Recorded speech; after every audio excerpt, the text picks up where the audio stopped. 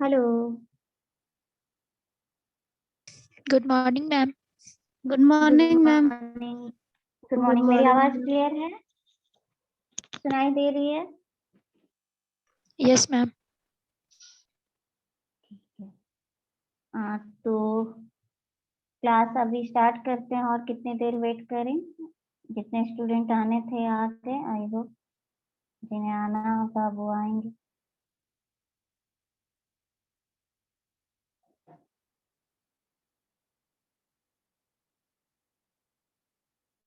अच्छा, हम लोग जो प्रॉब्लम सॉल्व कर रहे थे, अगेन क्वेश्चन मैं रिपीट कर दूं। रिपीट ये है कि सर प्रॉब्लम था रेक्टेंगुलर टैंक डिजाइन करने के लिए when 8 metre length, B width of the tank is 5.5 meter and tank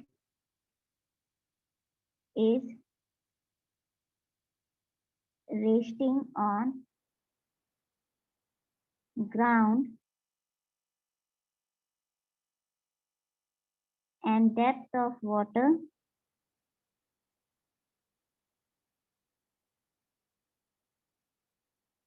is 5 meter. Right? तो इसके अकॉर्डिंग हम लोगों को डिजाइन करना था। गिवन जो मेरा क्वेश्चन है उसके अकॉर्डिंग डिजाइन करना था। तो हम लोगों ने कहाँ तक डिजाइन कर लिया था? डिजाइन हमारा डिजाइन अप टू हाइट हमने निकाल लिया था, फाइंड कर लिया था हाइट ऑफ द टैंक। हाँ, हाइट ऑफ द टैंक हमने निकाल लिया था 5.3 मीटर। राइट? Yes ma'am. फिर हमने स्मॉल एच भी निकाल लिया था। स्मॉल एच कितना निकला था? 1.325 मीटर। 1.325 मीटर। ठीक है, और इसी को मुझे कैंटिलीवर की तरह डिजाइन करना था। Design like as a cantilever. ठीक है, यहाँ तक हम लोगों ने निकाल लिया था। और इसी पर सबसे कैंटिलीवर एक्शन होगा plus maximum pressure.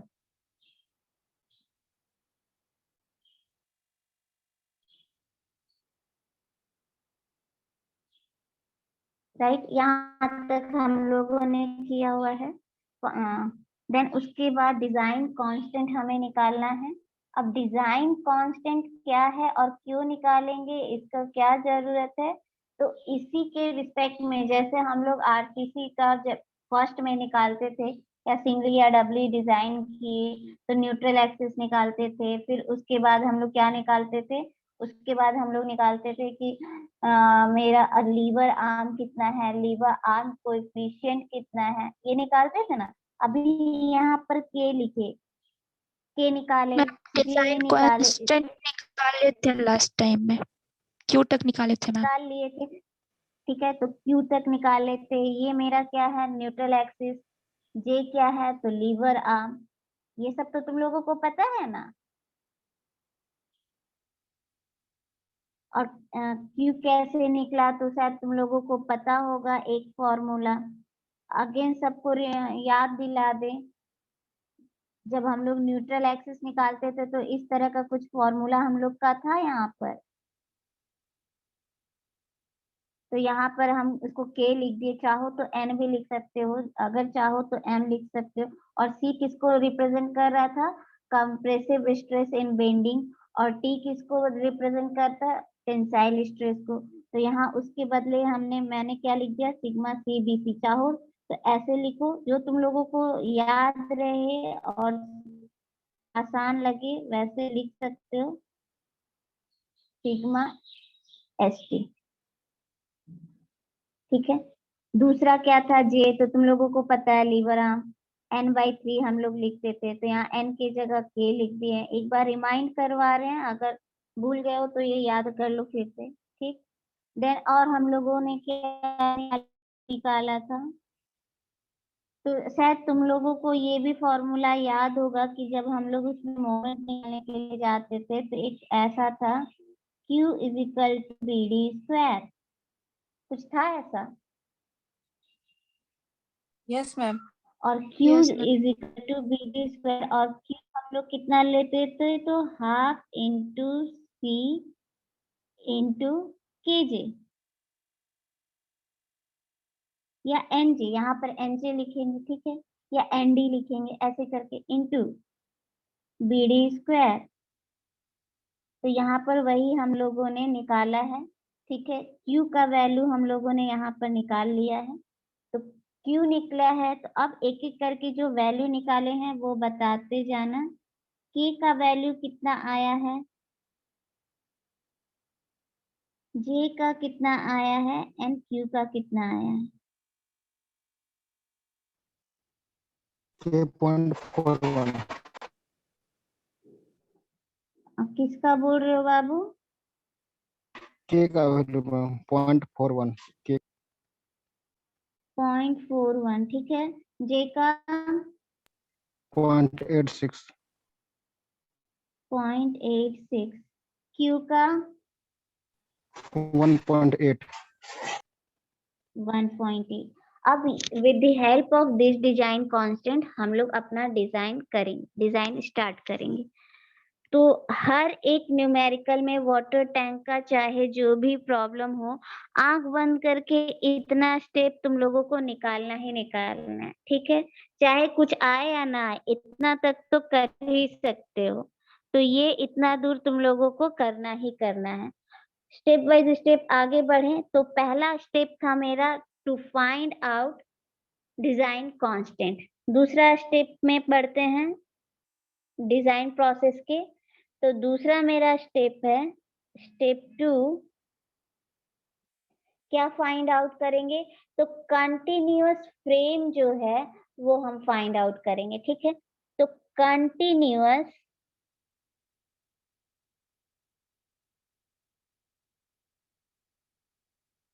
Frame action देखेंगे।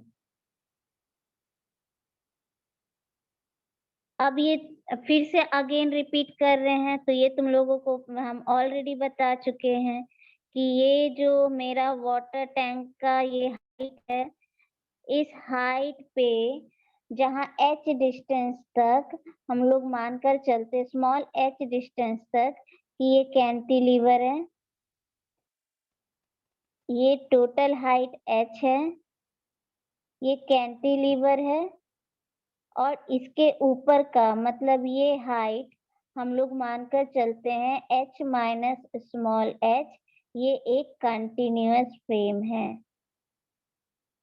और लॉजिक इसका ये हुआ क्योंकि ये सोचकर मानना शुरू किया कि देखो यहाँ पर इस हाइट में बॉटम में ये मेरा वॉल से अटैच है, तो एक रिजिड यहाँ पर कनेक्शन है। तो ये इन लोगों ने ये माना कि यहाँ तक का जो h हाइट तक का डिस्टेंस है, एक एजम्पशन मानकर कि हम लोग यहाँ तक, चूंकि ये एक कैंटिलीवर की तरह दिख रहा है, तो पर हम h हाइट तक, स्मॉल h हाइट तक कैंटिलीवर एक्शन देख रहे हैं। और चूंकि सारा वॉल जो है मेरा वो इंटरकनेक्टेड है, कनेक्शन है आपस में, तो उसके एबव का जितना पार्ट है उन सारे पार्ट को हम एक कंटिन्यूअस बीम की तरह ट्रीट करेंगे, एक कंटिन्यूअस फ्रेम की तरह। ऐसा नहीं कि वो थ्रू आउट मेरा जो हाइट है उसको हम कैंटिलीवर मानकर चले या कंटिन्यूअस फ्रेम मानकर चले। तो ये एक एजम्पशन है। और इसका सोच कहाँ से आया, तो चूंकि मेरा वन साइड जो है कैंटिलीवर की तरह फिक्स्ड है, तो ये सोच कर आया। और चूंकि चारों तरफ वॉल जो है वो कंटिन्यूअस है, अटैच्ड है, तो इसलिए ये आया कि h हाइट तक, स्मॉल h हाइट तक हम कैंटिलीवर एक्शन लेंगे और अबव फ्रॉम दैट हम कंटिन्यूअस फ्रेम मानेंगे। तो अब जब हम ऊपर की हाइट के लिए देख रहे हैं, तो ऊपर के हाइट के लिए मतलब कंटिन्यूअस फ्रेम के लिए for this portion only, sorry ये मेरा h है, यहाँ ये हम हटा रहे हैं, अभी सिर्फ हम इस हाइट को देखेंगे, ठीक है, h माइनस h, इस हाइट को नहीं देख रहे हैं, अभी इस हाइट को हम देखेंगे। तो इस हाइट के लिए अगर मुझे वाटर प्रेशर निकालना है, मतलब यहाँ पर अगर मुझे वाटर प्रेशर निकालना है तो हम कैसे निकालेंगे? तो निकालेंगे water pressure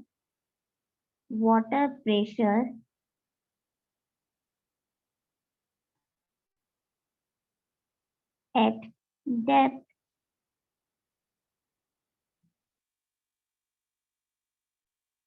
h minus small h,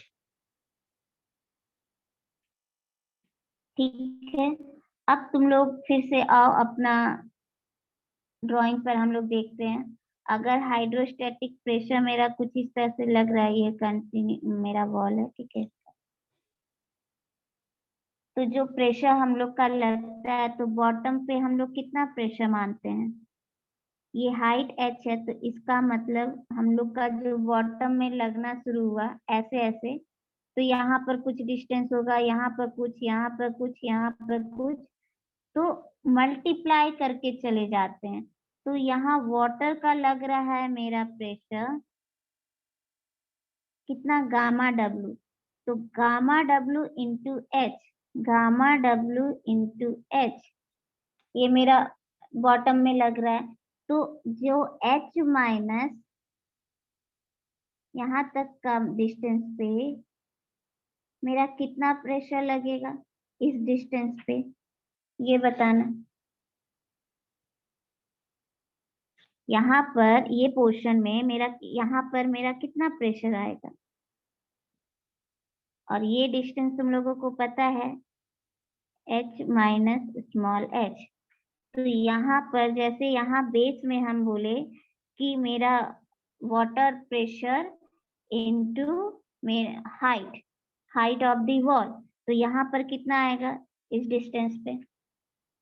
gamma W capital H minus small h ma'am. हाँ, तो यहाँ पर हो गया प्रेशर, P से डिनोट कर रहे हैं, gamma W into h minus small h।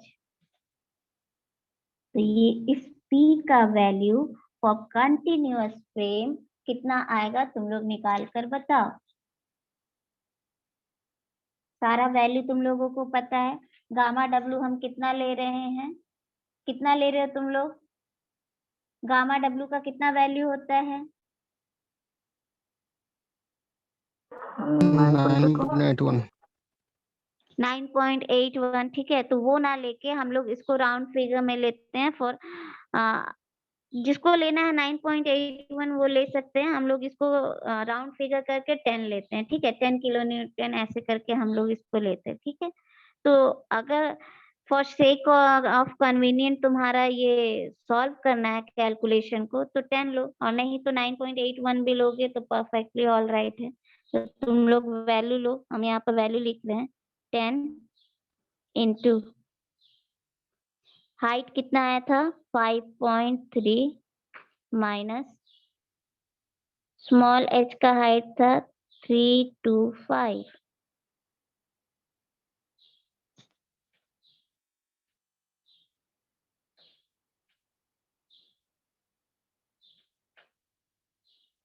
तो 38.99। 38.99 किलो न्यूटन पर मीटर स्क्वायर। यही आ रहा है बाबू, तुम लोग अपना सब मैच कर लेना कितना आ रहा है।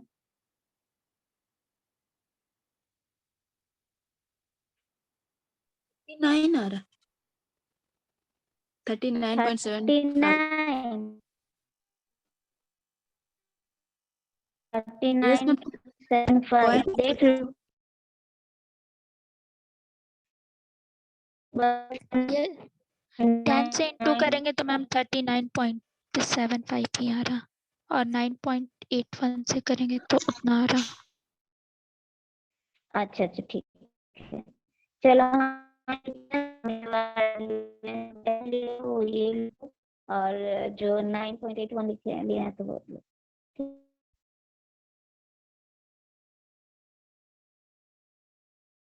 सही है। तो ये निकल गया मेरा कंटिन्यूअस फ्रेम पर कितना प्रेशर लग रहा है। ठीक, अब थर्ड स्टेप जो है, थर्ड स्टेप जो फाइंड आउट करेंगे, अभी तक भी निकालना मेरा बहुत आसान है, कोई इसमें नहीं है। फिगर हर जगह ड्रॉ करते जाना, कंटिन्यूअस फ्रेम बनाए तो कंटिन्यूअस फ्रेम का भी फिगर ड्रॉ करते जाना हर जगह। अब निकालना है कि फिक्स्ड इन मोमेंट मेरा कितना लग रहा है। कंटिन्यूअस फ्रेम का ये डिजाइन कर रहे हैं, अब निकाल रहे हैं कि मेरा फिक्स्ड इन मोमेंट कितना लग रहा है, FEM। तो मोमेंट कैसे लगेगा, तो मान लो ये ऊपर से प्लान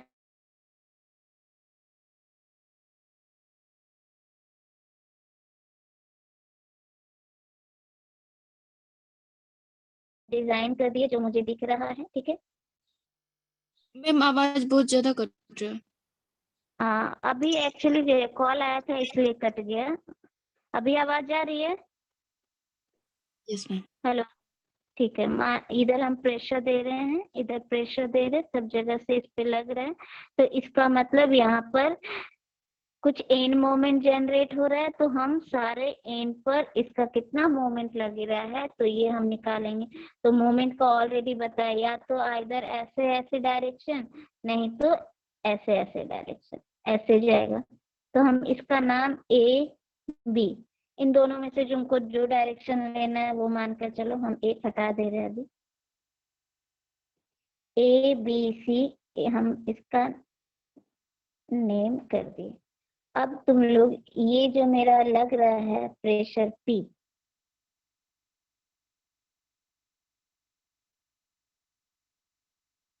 ठीक है, तो फिक्स्ड इन मोमेंट हम कैसे निकालते हैं?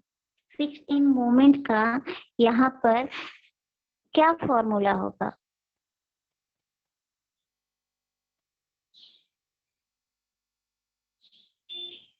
बताओ।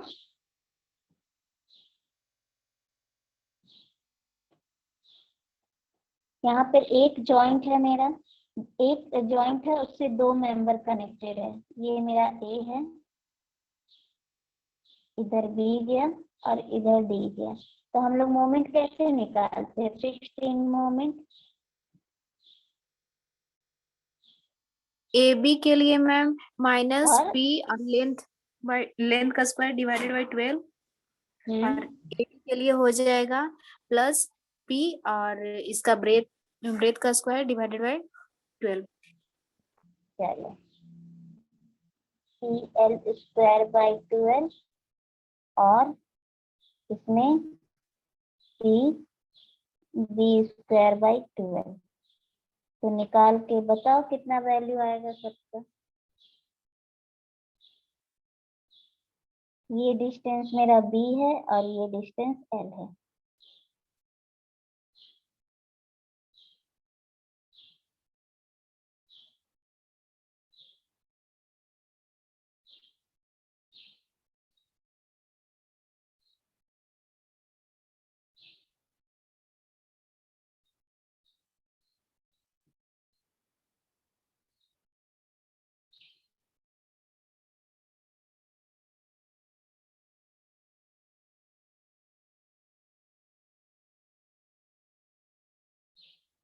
कितना आ रहा है? Fixed end moment for AB कितना आ रहा है? Fixed end moment for AD कितना आ रहा है? और जितना जितना AB का होगा और AD का होगा सेम मेरा इधर से भी होगा, ठीक है। तो वो तो इक्वल रहेगा, तो हम एक निकाल रहे हैं तो मेरे को पता चल जाएगा। तो तुम लोग यही मुझे बताओ कि AB कितना आ रहा है, वैल्यू काउंट करो, निकालो, कैलकुलेट करो। Fixed end moment for AB -212 आ रहा है मैम। 212 आ रहा है मैम। -212 kilo Newton. यूनिट हमेशा लिखते जाना बाबू, ठीक है। और MAD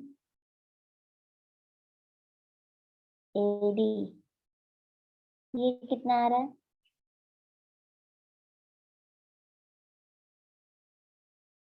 100.20 मैम, मतलब 100.2 मैम, किलो न्यूटन पर मीटर स्क्वायर। 100.2 किलो न्यूटन पर मीटर स्क्वायर नहीं होता है, किलो न्यूटन मीटर होता है, या न्यूटन पर न्यूटन mm होता है। मोमेंट है ना। Yes ma'am. अब ये हम लोग फिक्स्ड इन मोमेंट निकाल लिए। इसके बाद मुझे क्या निकालना होगा? तो इसके बाद मुझे निकालना होगा मोमेंट डिस्ट्रीब्यूशन। इस कंटिन्यूअस फ्रेम में मेरा ऊपर में जितना भी मेरा मोमेंट जनरेट हो रहा है एंड पर हम वो निकालें, तो अब कितना मोमेंट डिस्ट्रीब्यूट हो रहा है हम ये भी देखेंगे। तो मोमेंट डिस्ट्रीब्यूशन निकालने से पहले हम लोग को क्या क्या का जरूरत पड़ेगा? हम लोगों को निकालना होगा डिस्ट्रीब्यूशन फैक्टर कितना है। तो डिस्ट्रीब्यूशन फैक्टर मेरा कितना आएगा हम वो निकालेंगे। तो डिस्ट्रीब्यूशन फैक्टर कैसे निकालते हैं?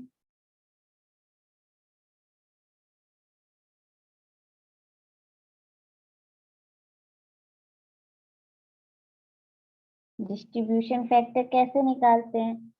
अगर मोमेंट डिस्ट्रीब्यूशन करना पता है, मोमेंट डिस्ट्रीब्यूशन करना पता है, तुम लोग निकाले हो, बहुत निकाले हो, बहुत स्ट्रक्चर बनाए हो तुम लोग, तो ये तुम लोग सबको पता है मोमेंट डिस्ट्रीब्यूशन। तो उसमें हम लोग क्या करते हैं, एक तरफ जॉइंट लिखते हैं, ठीक है। तो हम दो ही लिए थे, क्या लिए थे? ए बी और ए डी लिए थे, तो ठीक है। तो हम यहाँ पर ए लिखते हैं, इधर बी लिखते हैं, मेरा दो जॉइंट है, इससे ए से दो जुड़ा हुआ है, हम लिख दिए, ये मेरा जॉइंट्स हो गया। फिर हम लोग क्या लिखते हैं, डिस्ट्रीब्यूशन फैक्टर मेरा कितना है, तो कुछ ऐसे करके लिखते हैं। डिस्ट्रीब्यूशन फैक्टर हम लोग निकालते हैं, डीएफ वो लिखते हैं। फिर उसके बाद हम क्या लिखते हैं, एफईएम फिक्स्ड इन मोमेंट मेरा कितना आया है वो लिखते हैं।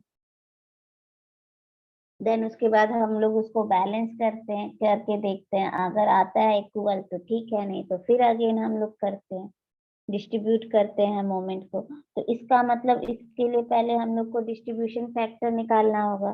तो इससे पहले का स्टेप क्या होगा, step number 4, distribution factor. Distribution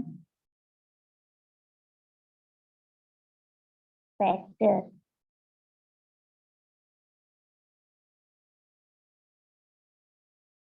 distribution factor कैसे निकालते हैं तो ये भी तुम लोग को पता है। हम लोग कैसे निकालेंगे, जॉइंट जॉइंट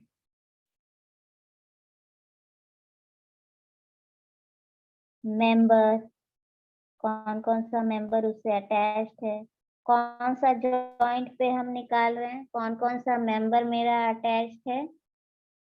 देन के factor, the summation of factors,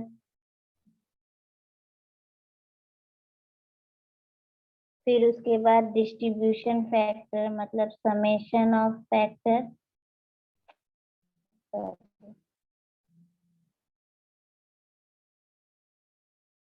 के डिवाइडेड बाय समेशन ऑफ के, जिसको हम लोग बोलते हैं डिस्ट्रीब्यूशन फैक्टर। तो हम यहाँ पर मेरे पास कौन सा जॉइंट है, यहाँ हम ये ले रहे हैं, इधर ए है इधर बी है, ठीक है, ये वाला ले रहे हैं और इधर डी। तो जॉइंट कितना है, कौन सा जॉइंट है हमारे पास, एक जॉइंट ए है, तो हम ये जॉइंट ए लिख दिए। अब इस जॉइंट से मेरा कौन सा मेंबर अटैच्ड है, तो ये एक ए बी अटैच्ड है और एक ए डी अटैच्ड है। तो पहले ए बी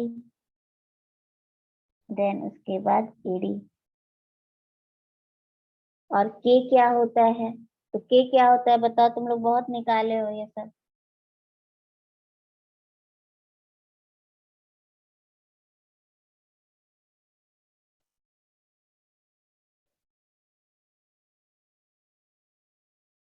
कैसे निकलेगा, के क्या होता है, कि हम लोग कितना लेते हैं, किस किस केस में क्या लेंगे, जब मेरा फिक्स रहेगा तो हम क्या लेंगे, अभी क्या है फिक्स्ड है तो हम क्या लेंगे, 4EI/L length of that member, 4EI/L length of that member। निकालो, हम सिर्फ यहाँ पे लिख दे रहे हैं। AB के लिए हम लोग क्या लिखेंगे, 4EI/L निकाल लो। EI का वैल्यू हमें पता नहीं है, पर L का वैल्यू पता है, मेंबर का कितना लेंथ है वो मुझे पता है, निकाल लो। फिर सेम वे में दूसरा का निकालो, AD का निकालो। AD का क्या हो जाएगा, 4EI, यहाँ पे लेंथ ऑफ मेंबर कितना है B, तो वो निकलेगा। निकाल के बताओ कितना आ रहा है। ऐसे ही निकालते हो ना कि कुछ अलग तरीके से निकालते हो? हेलो, ऐसे ही निकालते हो या कुछ अलग तरीके से निकालते हो?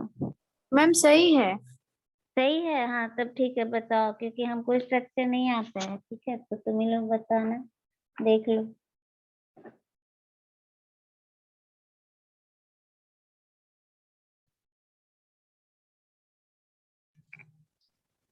मैम कितना? AB का आ रहा है 0.5 EI और AD का आ रहा है 0.727 EI।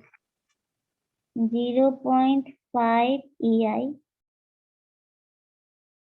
ठीक है, देखो ये स्पेस कम है, तो मेरा जब हम लिखते हैं तो वो ओवरलैप हो जाता है, तो तुम लोग को ये, तुम ही लोग बताते हो तब हम लिखते हैं, तो ये चीज तुम लोगों को पता होना चाहिए। या तो हम यहाँ पर लिख दे रहे हैं कि जो है AB का वैल्यू, यहाँ पर AB के लिए आ रहा है 0.5 EI, और AD के लिए कितना आ रहा है, 0.727 EI। 0.727 EI।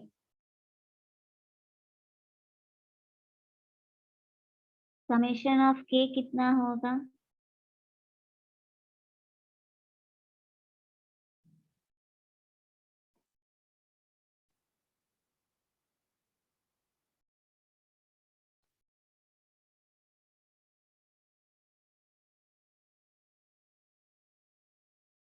1.227 EI। 1.227 yes ma'am. EI। चलो बहुत लंबा है, हम इसको शॉर्ट करके लिख देते हैं 1.23 EI। ठीक है, तो डिस्ट्रीब्यूशन फैक्टर, मेरा डिस्ट्रीब्यूशन फैक्टर इतना ही सबका आ रहा है, देख लो। सही है वैल्यू सबका? Yes yes ma'am. ठीक है, चलो तब डिस्ट्रीब्यूशन फैक्टर अब लिखते हैं। डिस्ट्रीब्यूशन फैक्टर AB का कितना आएगा, K divided by summation of K 0.5 EI divided by 1.23 EI। EI cancel, कितना वैल्यू आएगा ये तुम लोग बताना। AD again K by summation K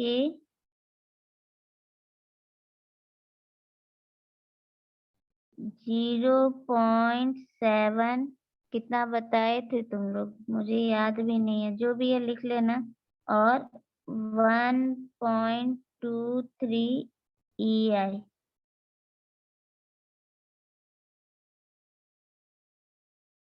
इसका वैल्यू बताओ कितना आया है।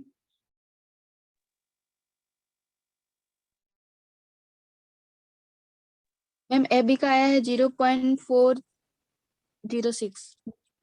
0.406, 0.4 लिख दिया, और AD का आया है 0.5। 0.5। और किसी को कुछ अलग आया है 0.406 और इसका पूरा बोलो कितना है 0.5 9 मैम।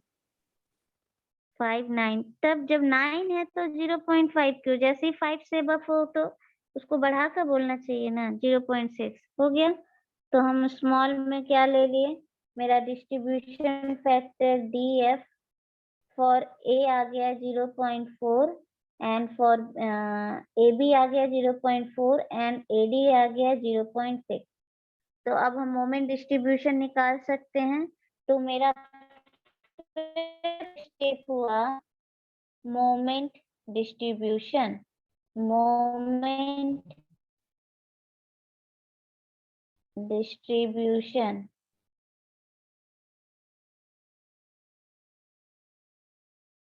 तो वैसे ही बना। अब ये है जॉइंट। तो जॉइंट की कौन कौन सा है हमारे पास, D A B, यही जॉइंट है। D का distribution factor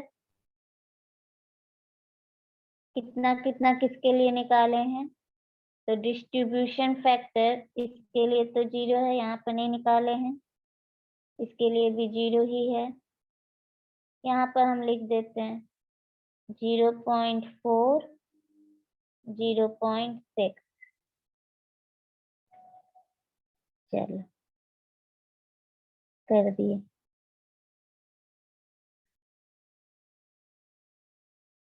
FEM fixed end moment. A पर मेरा फिक्स्ड इन मोमेंट कितना है, एक का वैल्यू। AD मेरा कितना है, AD का वैल्यू कितना है, 100.2। 100.2। चलो इसको अच्छे से लिखते हैं 0.4 100.2 तो 100 लिखते हैं। पॉजिटिव है वैल्यू, पॉजिटिव रहने दिए। AB के थ्रू मेरा फिक्स्ड इन मोमेंट कितना है, 212 -212। -212। अब इसको हम लोग कैसे मोमेंट को डिस्ट्रीब्यूट करेंगे, डिस्ट्रीब्यूट करके बताओ कितना आ रहा है।